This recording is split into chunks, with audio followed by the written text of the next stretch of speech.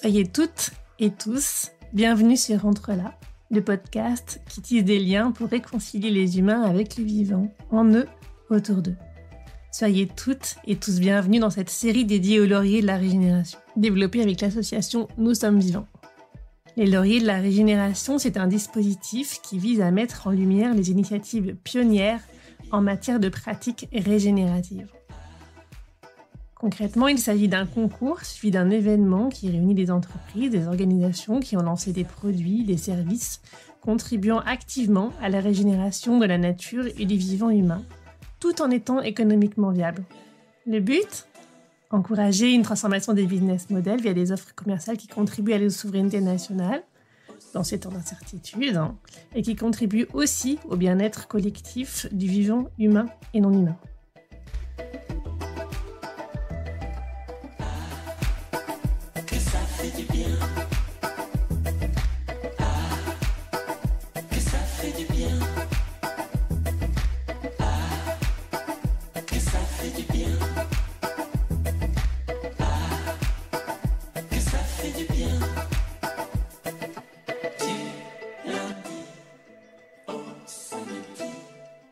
Aujourd'hui, sur le podcast Entre là, j'accueille Thomas Breuzard, directeur Parma Entreprise de Norcis, société de 750 salariés.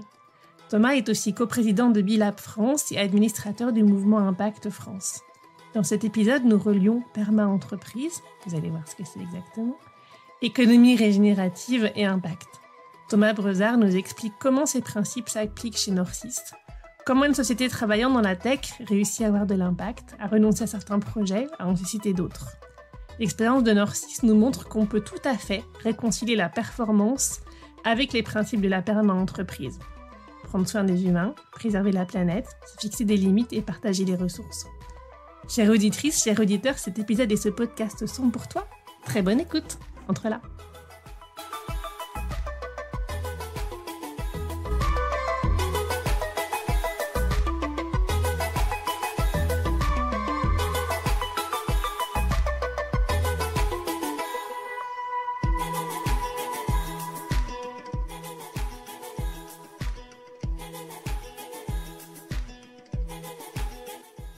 Bonjour Thomas, un grand merci d'être avec nous aujourd'hui sur le podcast Entre là avec l'association Nous sommes vivants pour les lauriers de la régénération.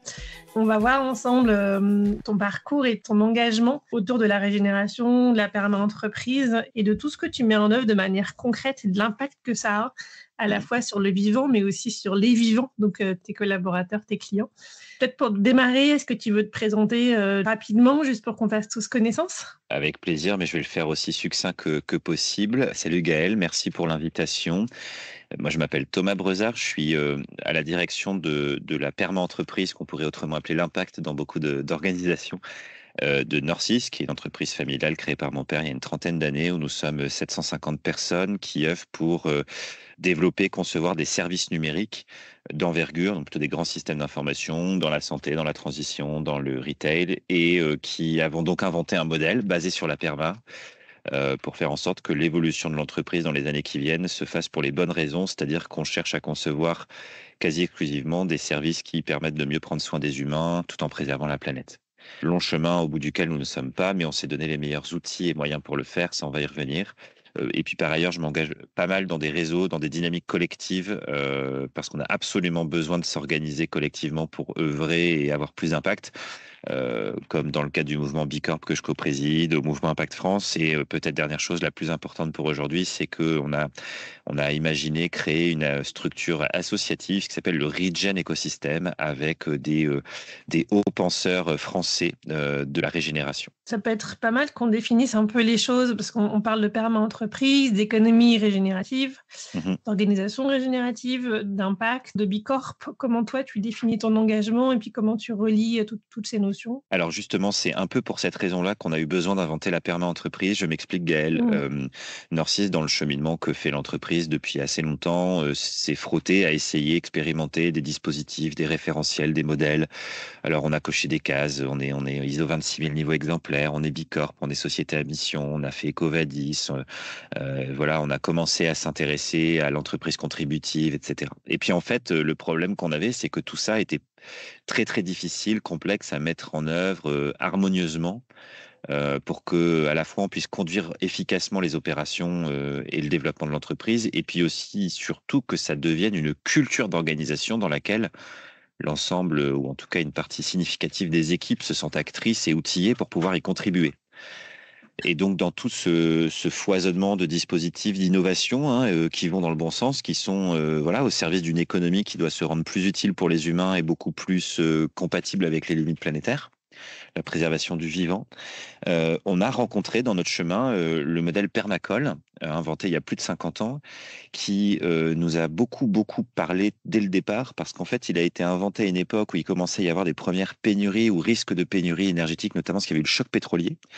Et donc, des ingénieurs agronomes s'étaient dit, mais est-ce que le sens de notre histoire, c'est de développer tous azimuts le recours aux énergies fossiles pour gagner en rendement dans le développement de nos différentes exploitations? Et ils ont inventé un modèle qui se voulait avant tout efficace, donc notamment en ayant un usage le plus sobre, voire régénératif, lorsque c'est possible, des ressources nécessaires à la production, et puis le penser en entrant dans des logiques de coopération, coopération avec la terre où on est implanté, coopération avec le vivant qui nous entoure. Voilà. Et pour garantir la pérennité de tout ça, être capable au besoin de se fixer des limites pour ne pas aller trop loin dans la recherche d'efficacité, dans l'optimisation, dans le recours à certaines énergies, à certaines ressources. Et en fait, ce sont ces fondements-là du modèle permacole qui nous ont percutés, qui nous ont fait dire, mais est-ce qu'on ne tiendrait pas là les nouvelles bases du modèle d'entreprise que Norcis tend à devenir, et c'est au moment de nos 25 ans, donc c'était un peu aussi dans une volonté de se projeter sur les 25 prochaines, si tu veux. Voilà, en un résumé le plus succinct possible, ce qui est essentiel dans le modèle permacole, qui en plus est très outillé dans un ouvrage de référence de 700 pages que ces deux ingénieurs australiens agronomes ont écrit en 1972. Et en fait, on a passé des centaines d'heures à explorer ce livre et à le transposer dans ce que ça pourrait vouloir dire dans une entreprise. Et c'est ça qui a donné naissance au modèle de la perma-entreprise, qu'on a donc ensuite expérimenté entre nos murs, et pour lequel on s'est dit, en fait, c'est tellement riche et utile qu'on ne peut pas le garder pour nous. Donc, soit on en fait un business, soit on en fait un commun, et c'est devenu un livre, donc un commun, avec une méthode pour que n'importe qui d'autre puisse s'en inspirer. Donc, je me permets cette pédagogie déjà pour bien t'expliquer ce qu'est le modèle PERMA et donc la perma-entreprise. Et pour conclure, parce que tu m'as posé une question au départ, c'est que du coup, aujourd'hui, la perma-entreprise, c'est ce qui nous permet de mettre en musique harmonieusement tout ce qu'on essaie d'entreprendre pour que l'entreprise se rende utile pour l'intérêt général, qu'elle préserve le vivant tout en étant pérenne, et donc à faire en sorte qu'on y intègre la régénération des ressources naturelles, des ressources humaines, qu'on y intègre la coopération, qu'on soit capable de se faire certifier Bicorp, et qu'on soit aussi société à mission. Mais le modèle unique avec lequel on pilote la boîte et qui anime les équipes et qui devient la culture d'entreprise, c'est la perma. Ouais, c'est votre base, quoi. C'est d'ailleurs intéressant, intriguant, parce que la perma-entreprise, ça vient du modèle permacole, de la permaculture, et on imagine un lien avec la terre, avec le vivant, qui permet justement de prendre soin de la nature autour de nous. Vous n'êtes pas dans un business de ce type, vous êtes dans un business qui est proche de l'IT, de la technologie, si j'ai bien compris. Oui. Alors, comment est-ce que vous arrivez à appliquer ce modèle-là? Parce qu'on a l'impression que c'est presque antinomique quand on voit le coût. En même temps, c'est intéressant, mais quand on voit le coût énergétique, par exemple, de l'IA, du cloud, donc ça veut dire que vous arrivez à vous mettre un certain nombre de guidelines, de limites. Ah oui. Alors, mais tu as tout à fait raison. Aujourd'hui, l'écosystème du numérique n'évolue pas du tout de la façon dont on est en train de parler. Donc, plusieurs éléments de réponse à ça. Déjà, tu as évoqué tout à l'heure la visée régénérative, parce que la régénération, en fait, c'est un but ultime. C'est rarement une réalité opérationnelle immédiate.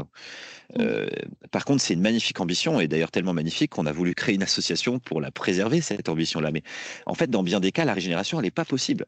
Quand l'outil de production, qui est celui d'une entreprise d'informatique comme la nôtre, ce sont des équipements informatiques comme des PC, des serveurs qui nécessitent des terres rares, extraites en plus d'une façon qui n'est pas franchement la plus vertueuse qui soit, il est évident qu'on ne peut pas aujourd'hui être régénératif en la matière.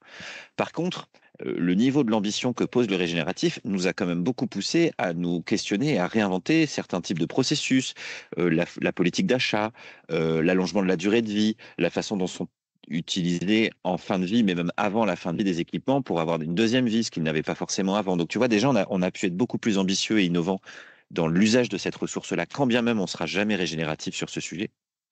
Et alors après, et là je vais parler plutôt des grands sujets autour du numérique, c'est que en tant que permanent entreprise de services numériques, il est évident que l'intelligence artificielle, il est hors de question de la déployer à toute berzingue comme le font la plupart des acteurs sans trop se poser de questions, que elle pose déjà des risques éthiques majeurs, donc on veut les adresser. Et la première offre que Norcis a conçue sur l'IA, c'est pas pour l'implanter, c'est pour mettre les garde-fous éthiques et humains nécessaires à sa bonne mise en place chez les clients. Tu vois, ça a été notre première offre. Ça dit quelque chose quand même de la façon dont aujourd'hui on veut développer l'entreprise et comment on veut se rendre utile. Ensuite, il y a le fait que dans nos murs, on n'a certainement pas dit à tout le monde, allez-y, gavez-vous avec les IA, on va gagner en efficacité. On a fait tout l'inverse. Et puis, en termes d'innovation, produits et services, on a par exemple été à l'initiative d'une plateforme qui s'appelle Mon ACV numérique, qui est la première plateforme de mesure des ACV, donc des analyses du cycle de vie de services numériques en libre accès. On l'avait inventé pour notre propre besoin avec certains clients, notamment dans la transition, qui étaient très intéressés par ça. Et on s'est dit, on va investir dessus, on va en faire une plateforme grand public, que n'importe qui puisse faire la même chose, potentiellement des concurrents, parce qu'il y a trop besoin de faire évoluer dans le bon sens le secteur dans lequel nous sommes pour être compatible avec les limites planétaires. Donc, tu vois, à la fois sur les opérations, sur la façon de faire notre métier en œuvre et même sur la finalité de notre métier, parce que je peux aussi te citer l'exemple de 2-3 renoncements business qu'on a pu faire ces derniers temps sur des prospects ou des projets avec un fort potentiel économique, mais qui étaient incompatibles avec les limites planétaires et la préservation du vivant. Voilà, opération, méthode de travail, de conception et choix des clients. Voilà comment aujourd'hui une entreprise dans notre secteur peut œuvrer pour être beaucoup plus compatible avec ce qu'on appelle la visée régénérative et donc le modèle PERMA. Ouais, je veux bien que tu nous cites ces exemples. Ça permettra à nos éditrices et nos éditeurs de mieux comprendre encore qu'est-ce que ça implique. Parce que c'est tellement pas ce qu'on entend dans l'industrie de la tech. Oui, bah alors bon, déjà, il faut être honnête. Nous aujourd'hui, on n'a que trop peu de prise, malheureusement, sur la façon dont évolue la tech. Mais je veux dire, même un État aujourd'hui n'a plus de prise sur la façon dont évolue la tech, notamment avec l'émergence fulgurante des IA génératives depuis 2 ans, qui sont déployées pour tout et n'importe quoi. Et puis d'ailleurs, l'État a signé un accord à 50 milliards pour développer des data centers avec du financement des Émirats. Je pense que personne ne s'est posé la question de ce qu'on allait foutre dans ces data centers. Le seul but, c'est de les implanter, de faire venir du capital. Tu vois, ça dit beaucoup quand même. Hein. Ouais. Donc, nous, on est en entre-deux. On est entre les créateurs des technologies et des infrastructures et les utilisateurs finaux. Alors, les utilisateurs finaux, ça peut être les salariés de grands donneurs d'ordre, publics ou privés, pour lesquels on travaille. Hein. Je peux citer l'assurance maladie, je peux citer l'ADEME, l'Office français de la biodiversité, la MGEN, tu vois, voilà ce genre d'acteurs. Et les bénéficiaires finaux ou les utilisateurs finaux peuvent être aussi des citoyens qui utilisent un certain nombre de services, par exemple dans le retail, pour faire leurs achats. Donc, on a en fait un rôle à jouer en tant qu'interface vis-à-vis de ceux qu'on adresse pour justement faire en sorte que ce soit fait de la meilleure façon possible. Et parce que mon petit doigt me dit qu'on va quand même assez vite arriver à des risques notamment au niveau énergétique, d'arbitrage à faire entre utiliser des IA à toute berzingue ou chauffer les logements. Je suis pas sûr qu'on ait les capacités énergétiques pour alimenter le pays dans des volumes d'énergie qui deviennent exponentiels. Donc, s'il y a des arbitrages à faire, de toute façon, je pense que les usages futiles vont progressivement devoir être régulés. J'espère le plus vite possible. Donc, nous, on essaie d'avoir un rôle pour faire en sorte que justement le numérique, en tout cas celui sur lequel on a une influence et qu'on adresse avec nos clients, soit un numérique qui soit le plus utile possible et qui, s'il s'appuie sur des IA, ça se fasse notamment parce que le delta entre les processus historiques et la mise en place d'une IA soit au bénéfice, par exemple, de la consommation d'énergie. Tu vois, on a en ce moment l'exemple sur les IA génératives, par exemple, du fait que les citoyens se mettent à créer. Là, il y a eu le Ghibli Style avec les styles manga, là, qui a carrément d'ailleurs saturé les serveurs de ChatGPT. Pas sûr que ça, ce soit absolument fondamental pour l'amélioration des conditions de vie sur Terre et la préservation des vivants, humains et non humains. Nous, il est clair qu'aujourd'hui, on ne veut pas avoir à déployer ce genre d'IA dans des projets pour nos clients parce que ce serait pas forcément juste de le faire. Mais ça montre vite aussi la façon dont ces écosystèmes-là peuvent quand même saturer si la demande devient vraiment trop vite exponentielle, y compris pour les créateurs même de ces techs. Oui, et quand tu évoques la question des priorités, des choix, ils sont déjà à faire et ils sont déjà aussi à faire en France. Romain Couillet, que j'ai interviewé il y a quelques semaines, parlait de ST Microelectronics à Grenoble et qui avait besoin de beaucoup d'eau pour refroidir ses data centers. Et pour qu'ils aient cette eau-là, il a fallu priver les riverains, les citoyens de Grenoble d'eau pendant l'été. Il a même fallu priver les maraîchers qui avaient plus d'eau pour faire pousser leurs fruits et légumes.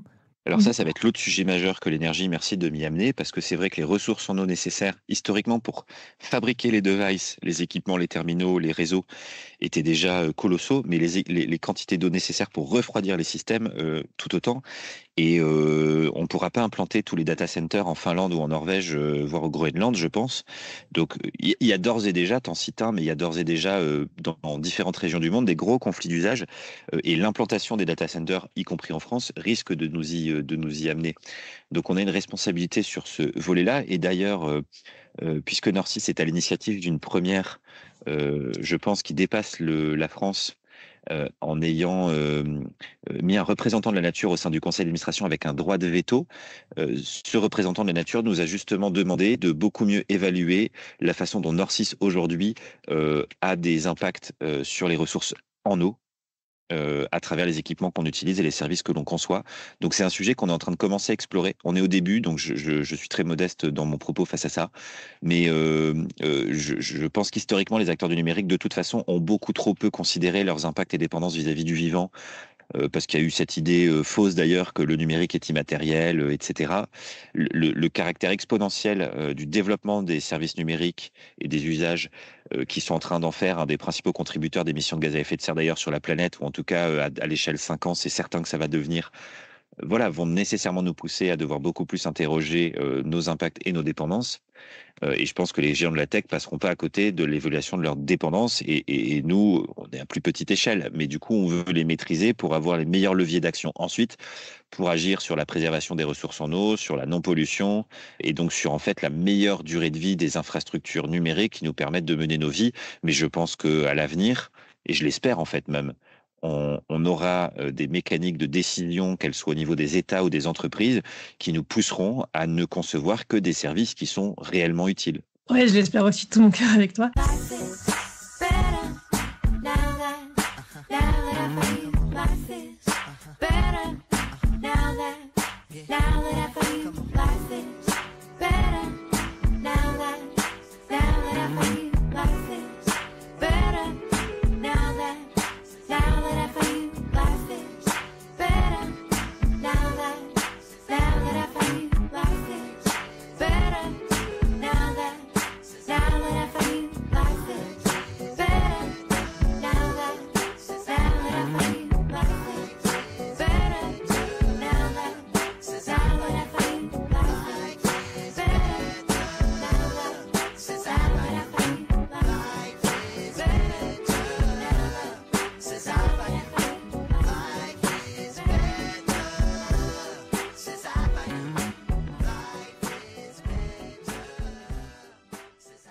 On va revenir à cette place que vous avez donnée à la nature et comment vous pouvez l'écouter jusqu'au plus haut niveau de l'entreprise. Juste avant, j'aimerais bien aussi que tu nous parles du lien avec la performance, parce qu'on entend quand même beaucoup dans l'environnement de la tech, dans lequel moi je travaille aussi, qu'il faut y aller parce que sinon les autres iront. C'est ce qui se raconte aussi à l'échelle des États, c'est que parfois on ne sait pas exactement pourquoi on fonce dans l'IA, mais on y fonce parce que tout le monde fonce dedans et que sinon on va passer le coche et que il y a tout un récit autour du fait qu'il y a une accélération et qu'il faut aller dans cette accélération parce que sinon on va être en retard et qu'on sera plus performant et qu'on sera complètement à côté de la plaque. C'est pas ce qui vous arrive. Alors comment vous reliez cette préoccupation qui est belle et bonne et qui devrait tellement être contagieuse, et puis les notions de performance dans l'économie financiarisée dans laquelle on est plongé aujourd'hui? En fait, j'ai une réponse commune à tes deux questions. Ça s'appelle l'actionnariat familial. Et ça s'appelle surtout l'envie de partager le pouvoir et la richesse. En fait, aujourd'hui, le problème des géants de la tech et des très grandes entreprises, c'est qu'elles sont cotées en bourse et donc elles répondent à une injonction constante de rendement financier court terme. Nous sommes une entreprise familiale et au demeurant, la famille que je représente qui détient la majorité du capital se fiche pas mal d'être richissime et de décider de tout. On pense que c'est avant tout une aventure collective et que donc on doit partager collectivement les richesses que l'on crée. Alors collectivement, c'est avec les salariés, mais aussi avec la société civile. Et aussi les mécaniques de décision. C'est pour ça qu'on est à l'aise avec le fait de partager une partie du pouvoir et de la richesse jusqu'à créer un fonds de dotation fonds, donc qui a une vocation d'intérêt général, qui est devenu actionnaire de l'entreprise parce qu'on lui a donné du capital. On s'en est destitué. Et c'est ça qui a permis notamment de faire rentrer la nature au conseil d'administration, puisqu'on a donc une personne qui s'appelle Franz Go, qui a écrit un bouquin sur la nature au travail, qui a regardé partout dans le monde ce qui se faisait en matière de gouvernance du vivant dans les entreprises, qui est un expert du sujet et qui se fait une joie de pouvoir enfin trouver une première entreprise qui applique à fond ces principes qui sont la nature en tant qu'actionnaire, la nature en tant que partie prenante et la nature en tant que salarié. Je t'explique rapidement ce que ça veut dire, ces trois axes-là. Oui. La première, la nature actionnaire. Donc, parce qu'on a un fonds qui est actionnaire, Franz y siège, et donc à ce titre, il a un siège au conseil d'administration. La spécificité qu'il a dans ce conseil d'administration, c'est que c'est la seule personne qui détient un droit de veto. Donc, c'est pour ça que c'est une première, je pense, même au niveau mondial.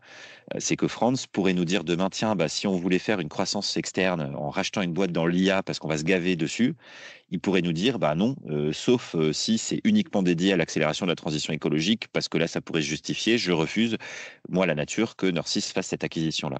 Donc, c'est quand même pas rien, comme pouvoir. Hein. Donc lui, il est le porte-parole de la nature, hein, c'est ça? Il est le porte-parole de la nature. Mais Franz a la clairvoyance et la lucidité de dire que lui seul ne peut certainement pas être suffisamment représentatif de la diversité et de la beauté du vivant. C'est notamment pour cette raison qu'on a décidé de mettre la nature à d'autres endroits dans l'entreprise. Ce qui avait aussi comme motivation derrière ça, c'est qu'en fait, un conseil d'administration, ça pense à long terme et ça se voit assez rarement. Moi, je tenais quand même avec mon père qu'on puisse bénéficier d'un regard extérieur, d'une injonction à préserver le vivant plus systématique, plus ancrée dans le réel et dans l'opérationnel de l'entreprise. Et c'est pour ça qu'on s'est dit, eh bien, mettons des représentants et des représentantes de la nature dans d'autres instances de l'entreprise. Comme ça, il y aura une plus belle diversité de représentation du vivant et ce sera plus ancré dans le quotidien. Et donc, on a invité des personnalités externes ou internes à jouer ce rôle au sein du comité de mission, puisqu'on est société à mission, au sein du conseil éthique, au sein du CSE, qui est devenu le CSE Nature, du coup, et puisqu'on a un représentant du CSE, enfin un membre du CSE, un élu, délégué du personnel, qui jouera ce rôle de représentation de la nature dans toutes les discussions qui auront lieu au CSE. Et donc, tu vois, on a en fait la nature qui est actionnaire, la nature qui est partie prenante parce qu'elle est représentée dans différents organes de gouvernance de l'entreprise et elle est salariée parce qu'elle est présente au sein de l'instance principale du dialogue social dans l'entreprise. Voilà comment on est en train de mettre en place de façon complète un dispositif pour que la nature soit représentée dans sa diversité par des personnes à différents échelons de l'entreprise. Et ça veut dire que j'imagine qu'il y a des projets que vous ne faites pas, des appels d'offres auxquels vous ne répondez pas, par exemple, mais c'est aussi peut-être des choses que vous allez faire autrement ou des choses que vous allez proposer que vous n'auriez pas proposées. Donc peut-être que c'est aussi plus d'intelligence dans la manière de faire des choses. Exactement. En fait, la réalité de notre entreprise aujourd'hui est que elle fait déjà beaucoup de choses. Bon, tu te doutes bien qu'avec tout ce que je t'ai raconté, on agit à différents niveaux et autant que possible, mais en réalité, on ne maîtrise pas bien, on ne mesure pas bien nos impacts et dépendances vis-à-vis du vivant. C'est pour ça que je l'ai déjà dit d'ailleurs 2 fois, c'est que on est en pleine phase d'audit, d'analyse, on cherche les bons outils pour faire ça, parce que dans l'univers du numérique, ça se fait trop peu, voire même les outils n'existent pas forcément. Et donc, on veut bien mieux appréhender ces impacts et dépendances pour que demain, on continue de faire des choses, mais on les fasse en sachant quels sont les meilleurs leviers d'action et quelles seront les conséquences de nos décisions. C'est aussi grâce à ça qu'on va pouvoir outiller les représentants de la nature pour qu'ils aient la posture la plus juste possible lorsqu'ils seront amenés à peut-être challenger des échanges de discussions et des discussions qui pourraient se prendre au sein de l'entreprise, que ce soit dans l'orientation des travaux de notre pôle d'innovation, du conseil éthique ou dans les choix du CSE, sur les bénéfices qu'on veut apporter aux salariés, les voyages qui sont organisés, ce genre de choses. Je comprends parfaitement que si on n'est pas détenu par un fonds, que si on sort de l'économie financiarisée, on peut s'intéresser au long terme, mais on n'est pas que focalisé sur le court terme comme tous les autres. Reste malgré tout le sujet de la performance à moyen et à long terme. Et puis, vos clients, les clients avec lesquels vous travaillez, est-ce qu'il y a des clients avec lesquels vous ne travaillez pas? Comment vous les choisissez? Comment ils vous choisissent? Parce que vous êtes quand même dans l'économie de marché, et puis qu'il y a tous les concurrents autour de vous, et donc une manière de se positionner, des décisions à prendre aussi vis-à-vis de cette économie-là dans laquelle on est tous ensemble. Donc oui, je t'ai déjà dit et cité le fait qu'on avait pu renoncer ces dernières années. Alors ça peut être pour des raisons environnementales. Je pense à un projet qui serait trop intensif en émissions de gaz à effet de serre dans sa finalité ou dans la finalité qu'il permet. Par exemple, dans le cas du retail, pourrait clairement être challengé et ça a déjà été le cas. On a pu être amené à renoncer, mais ça peut être vrai pour d'autres raisons, hein. On a pu renoncer aussi parce que dans notre métier de prestation de service, la façon dont les prestataires sont parfois mis sous pression peut vraiment créer de la casse humaine. Donc, on a pu aussi renoncer parfois à des projets où on sentait que les méthodes de management allaient être potentiellement trop toxiques, ou encore parce que dans le modèle PERMA, il y a la redistribution de la richesse et que lorsque tu es face à un prospect qui te promet monts et merveilles au niveau économique, mais dont les domiciliations fiscales sont à Malte et en Suisse, tu te dis qu'il ne contribue pas vraiment à l'effort national de répartition de la richesse. Donc, on a pu aussi être amené à refuser pour cette raison-là. Après, il y a des secteurs. Alors, certains secteurs peuvent être aujourd'hui, d'une certaine manière, proscrits, mais en réalité, c'est surtout la finalité de ce qui est proposé. Parce que quand, par exemple, tu es face à une multinationale, elle a des activités très, très, très variées. Donc, ça peut être une opportunité intéressante que d'aller accélérer certaines formes de transition chez cette multinationale, quelle qu'elle soit, hein. J'en cite pas volontairement parce que ça peut être n'importe laquelle. Si demain tu as un géant de la distribution agroalimentaire qui te dit, bah moi j'ai besoin d'un service numérique pour pour améliorer, optimiser, provoquer le retour des invendus, la gestion des fins de stock, le compostage, etc. Bah t'aurais tort de t'en priver sous prétexte que c'est une multinationale et que tu penses que c'est pas le bon modèle. Donc, ce qui est important dans ce que nous sommes en train de développer, ce que nous avons déjà mis en place, notamment avec le conseil éthique, en fait, ce sont des outils d'aide à la décision, notamment pour nos commerciaux, nos directions d'agence, pour qu'elles puissent faire des arbitrages en se posant les bonnes questions. Et aujourd'hui, en fait, on n'est pas tant dogmatique sur les secteurs qu'on adresse, hormis deux, trois, hein. Aujourd'hui, on travaille pas dans l'armement, autrement appelé la défense, on travaille pas dans le fossile, enfin voilà. Mais en fait, ce qui est le plus important, c'est outiller les équipes pour qu'elles puissent prendre des décisions éclairées et que ce soit pas uniquement un dogme environnemental, que ce soit un regard plus exhaustif qui soit sur le prendre soin de l'humain, le préserver la planète et le partager les richesses. C'est ça la boussole. Et vous avez quand même de bons résultats financiers, économiques. Pardon, j'enfonce le clou, mais c'est juste... Ah non, mais tu as raison. Tout ce que je te raconte là n'a pas vraiment lieu d'être dans une entreprise si elle n'est pas pérenne. Ça, c'est évident. Donc, jusqu'à preuve du contraire, depuis 5 ans maintenant que nous déployons le modèle PERMA, on ne s'est pas trompé. En revanche, là où des acteurs ont pu faire des arbitrages extrêmement... qui sont quasi exclusivement dédiés à l'amélioration de la performance économique à court terme, nous l'avons moins fait, donc peut-être que la performance sur 2024 est pas à la hauteur du marché. Mais moi, je te mets ma main à couper que dans les 3 ans, on verra la différence. Si je prends une tendance sur les 5 dernières années, on se situe au niveau du marché, on a des niveaux de rentabilité qui sont plus que corrects, et on a surtout une capacité bien supérieure à la moyenne en ce moment à attirer des talents et à fidéliser les équipes.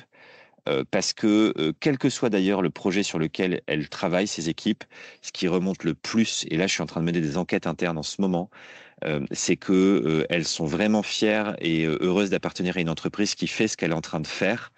Parce que je pense qu'on est tous, en tant que citoyens et citoyennes, très anxieux du monde qui se dessine. Et je sens dans un certain nombre de retours de nos salariés qu'en fait, ils trouvent une forme de résilience et d'apaisement à œuvrer dans une entreprise qui fait tout son possible, même si c'est pas parfait et qu'on a encore beaucoup de chemin à faire, pour contribuer à un monde qui soit plus soutenable et plus juste. Oui, j'imagine qu'en termes d'engagement, ça doit être énorme par rapport à ce qu'on peut voir ailleurs, que vous ne devez pas avoir de burn-out puisque vous prenez soin des gens, pas de burn-out puisqu'il y a du sens. Le risque zéro n'existe pas, hein. Je veux pas donner l'impression qu'on est une entreprise qui fait tout bien parfaitement et où tout va bien dans le meilleur des mondes. Non, en ce moment, tous les marchés, tous les secteurs tanguent, le monde économique tangue et nous avec. Je pense que ceux qui diront le contraire, alors ils sont dans certaines niches qui sont en pleine croissance, par exemple sur les IA ou quoi. Mais même ceux-là, en fait, ils crament un cash pas possible. Aujourd'hui, les boîtes qui sont vraiment rentables, il y en a de moins en moins. Par contre, la différence, c'est que là où j'entends beaucoup dire qu'ailleurs, on recentre tout sur le business, nous, c'est pas le cas. Et je peux te dire, par exemple, qu'on a eu 2-3 opportunités encore récemment sur des prospects de nouveaux secteurs qu'on a décidé de pas adresser parce qu'on considérait que c'était pas le bon choix. Et au demeurant, nos équipes, de plus en plus, attendent de nous aussi qu'on leur propose des projets qui soient cohérents avec tout ce que je te raconte. Donc, en plus, on pourrait de toute façon se retrouver coincé si on signait des projets complètement dissonants, mais qu'on n'était pas capable d'envoyer des équipes compétentes pour faire les projets. Oui, et puis en plus, comme c'est le sens de l'engagement, moi, ce que j'ai vu en faisant des missions dans des entreprises qui avaient comme ça une mission qui est importante, comme le sens avait attiré les personnes, s'il y avait la moindre dissonance, il y avait des impacts qui étaient plus fort qu'ailleurs. Donc, ça oblige aussi à être dans une ligne de conduite qui est assez forte, ou en tout cas de la discuter régulièrement. C'est pour ça que je te parlais de culture d'entreprise, de mécanique de décision, de boussole. Par exemple, on avait établi un espèce d'autodiagnostic pour nos commerciaux afin qu'ils puissent préévaluer des risques éthiques inhérents au développement d'un compte, d'un prospect, etc. C'est tout ça aujourd'hui qui nous permet d'avoir des garde-fous. Et en fait, c'est pas tant d'avoir un dogme plaqué par une direction générale auprès de toutes les équipes. En plus, t'imagines des commerciaux, l'injonction que ça peut être de dire il faut fixer des limites. C'est quand même le contraire de leur logiciel et de ce sur quoi ils se sont construits professionnellement. Nous, on va plutôt aujourd'hui essayer de les outiller pour qu'ils fassent des choix éclairés à leur niveau, avec leur sensibilité. Et ensuite, on a des mécaniques de co-construction de stratégie à 2 ans. Et là, je suis en plein là-dedans en ce moment pour qu'on puisse rediscuter de l'évolution de nos pratiques commerciales, de nos ambitions commerciales, des secteurs que l'on cherche à adresser, etc. Oui, puis ça va avec cette idée aussi d'autonomie de chacun. Et ça me fait penser à cette question aussi que tu as commencé à ouvrir sur le fait que il y avait un certain nombre de décisions que vous ne preniez pas vous-même ou de prérogatives que vous partagiez. Donc, ça veut dire un type de leadership aussi qui est différent. Est-ce que tu veux nous parler du type de leadership que vous avez mis en place ou de comment tu te sens leader au sein de Nord6? Qu'est-ce que ça veut dire d'être leader dans une entreprise qui est une perma-entreprise? Alors, c'est marrant parce que j'ai vu passer des choses récemment sur le leadership régénératif. C'est ce que je trouve intéressant, c'est d'évoquer le fait que l'intention régénérative, les fondements de ce que peut être la régénération, c'est-à-dire créer les conditions de renouvellement d'une richesse, qu'elle soit naturelle ou humaine, et c'est justement d'être capable de plaquer ces principes sur l'humain dans tout ça. Et dans les entreprises, c'est la principale ressource, en fait, l'être humain. Donc, il est évident que dans nos principes managériaux, on a créé des filières métiers, y compris sur ceux qui pilotent des projets, sur le management, dans la façon dont moi et d'autres dans l'entreprise essaient d'incarner un leadership. Notre leadership, on veut le baser sur l'éthique. Et en fait, l'éthique, ça s'appelle, chez nous, les 3 principes du modèle PERMA, c'est ceux que je t'ai cités. C'est prendre soin de l'humain, préserver la planète, fixer des limites et partager la richesse. Donc, tout ce qu'on essaie de développer est basé là-dessus, y compris en termes de pratiques managériales et de leadership. Et d'ailleurs, c'est assez drôle que tu me poses cette question parce qu'on est en train de lancer pour la première fois, c'est une expérimentation, un nouveau cursus avec une 20aine de personnes au sein de l'entreprise qui s'appelle Leadership éthique. Et voilà comment on va aussi progressivement faire que tout cela puisse rayonner partout dans l'entreprise avec des fondements qui sont l'écoute active, une certaine idée de la bienveillance, mais aussi créer des espaces de discussion où on peut dire des choses, même si elles sont pas toujours agréables, parce qu'elles doivent être dites. Et c'est justement si elles sont pas dites qu'après ça peut être encore plus douloureux, d'être capable de co-construire ensemble, d'œuvrer collectivement, de partager les raisons d'une décision qui peuvent aussi faire qu'il y ait une meilleure acceptation, parce que parfois les décisions, elles sont pas toujours justes pour tout le monde. C'est impossible.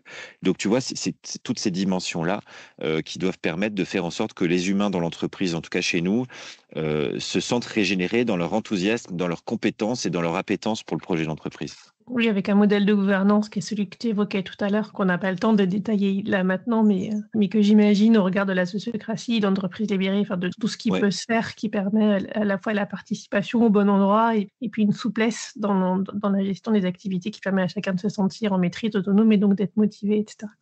C'est ce qu'on essaie de mettre en place en y mettant des limites aussi parce que l'entreprise totalement libérée, c'est un peu anarchique aussi, surtout quand tu es 700. Et au demeurant, il y a des personnes, des êtres humains qui ont besoin d'un peu de cadre, qui sont rassurés par le fait de savoir qu'elles ont quelqu'un qui encadre, qui pilote, qui tient la route des engagements qui doivent être pris.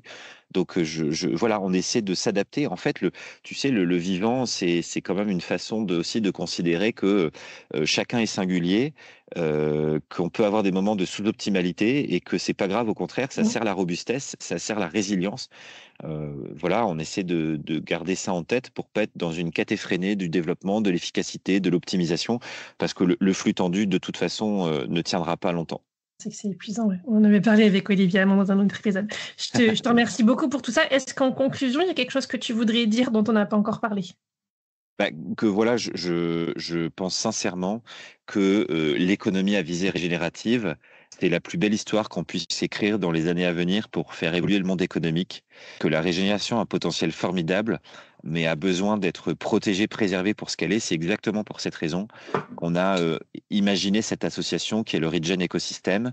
C'est exactement pour cette raison qu'on s'associe au laurier de la régénération et je suis très heureux que ce soit le cas.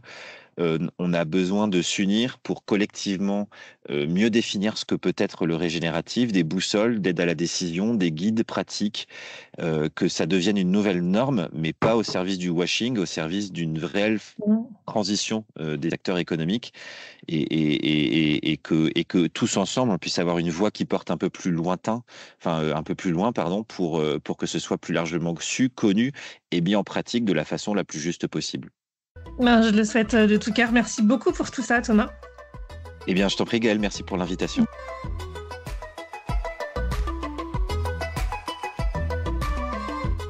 Si vous voulez en savoir davantage sur Thomas Breuzard, sur la Parma Entreprise, sur la régénération, sur Nous sommes vivants, sur les lauriers de la régénération, vous trouverez comme d'habitude toutes les informations utiles dans la description de cet épisode.